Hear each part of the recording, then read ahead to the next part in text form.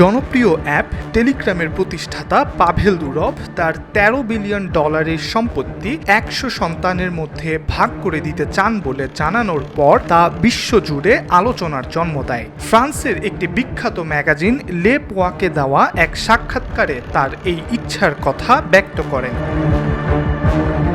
40 বছর বয়সী দুরভ জানান পৃথক 3 নারীর গর্ভে তার ঔরসে 6 সন্তানের জন্ম হয়। এই 6 সন্তানের সঙ্গে দাতা হিসেবে দেওয়া তার শুক্রাণু থেকে আরও 100 সন্তানের জন্ম হয়, যাদের জন্ম হয়েছে বিশ্বের 12টি দেশে স্পার্ম ডোনেশনের মাধ্যমে। গত বছর দুরভ সামাজিক যোগাযোগ মাধ্যমে জানিয়েছিলেন 15 বছরের বেশি সময় ধরে তিনি শুক্রাণু দান করছেন।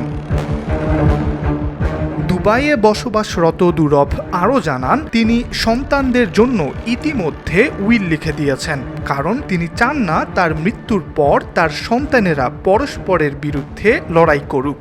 তবে এত সহজে এই সম্পদ পাবে না তার সন্তানেরা, এজন্য তাদের দীর্ঘ সময় অপেক্ষা করতে হবে।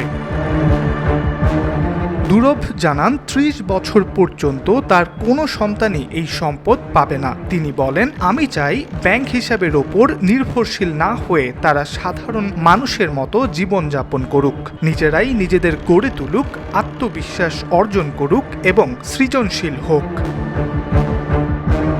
ব্লুমবার্গের তথ্য বলছে দুরভের সম্পদের পরিমাণ আনুমানিক $13.9 বিলিয়ন। তবে এই হিসাবকে তাত্ত্বিক বলে উড়িয়ে দিয়েছেন দুরভ।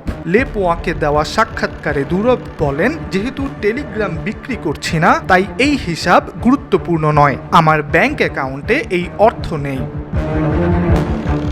পাভেল দুরভের এমন ব্যতিক্রমধর্মী সিদ্ধান্ত আধুনিক সমাজের পরিবার, উত্তরাধিকার এবং মূল্যবোধ নিয়ে নতুন আলোচনার দ্বার খুলে দিয়েছে। সন্তান ধারণ, সম্পদ বন্টন এবং ভবিষ্যৎ পরিকল্পনায় তিনি হয়ে উঠেছেন এক অনন্য এবং বিতর্কিত চরিত্র। ইব্রাহিম হোসেন, আজকাল।